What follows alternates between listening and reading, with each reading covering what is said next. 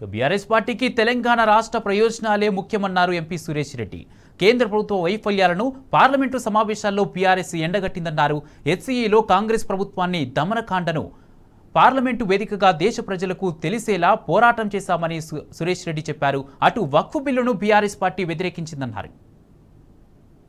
BRS party మా parliamentary party ఈ entire budget సెషన్ని సంపూర్ణంగా యాక్టివ్గా అనేక అంశాల్లో పార్టిసిపేట్ చేస్తూ రాష్ట్ర ప్రయోజనాలకు ఇటు దేశ ప్రయోజనాలకు ఈ సభను మా సంఖ్య తక్కువ ఉన్నప్పటికీ మా మార్క్ అనేది పార్లమెంట్లో చాలా స్పష్టంగా కనిపించే విధంగా బీఆర్ఎస్ పార్లమెంటరీ పార్టీ ఈ సెషన్ని ఉపయోగం చేసుకునటం జరిగాయి.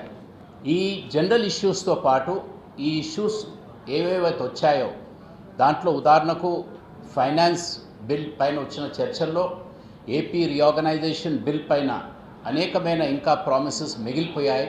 మీరు చూశారు నిన్న మొన్న జరిగిన చర్చల్లో, నిన్న హైదరాబాద్ యూనివర్సిటీ విషయానికి వచ్చినా లేకుంటే నిన్న అర్ధరాత్రిగా ప్రొద్దున వరకు ఈరోజు మబ్బున 4 గంటల వరకు జరిగిన వకఫ్ బిల్ పైన చాలా స్పష్టంగా మా వివరణ ఇస్తూ ఒక ప్రధానమైన మెసేజ్ మేము పంపాం.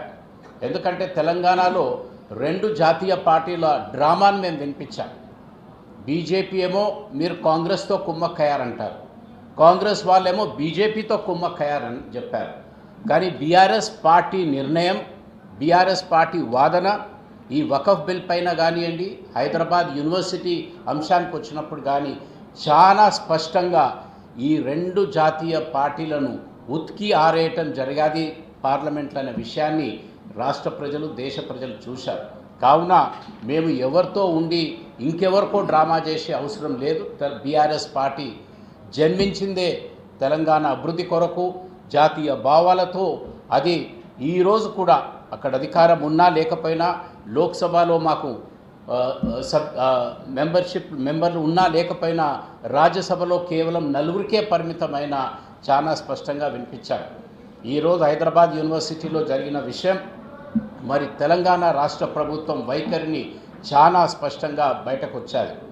మేము ఇటు కాంగ్రెస్ వైపు లేము, మేము ఇటు బీజేపీతో డ్రామా లేదు, మేము ఉన్నామంటే బీఆర్ఎస్ పార్టీ రాష్ట్ర ప్రయోజనాల కొరకనే విషయాన్ని నేను మళ్ళీ మీ ద్వారా, ఈ సభ ద్వారా మేము ఏ విధంగానైతే మన ప్రయోజనాల కొరకు మరి వాడామనే విషయాన్ని చెప్పడం జరిగేది.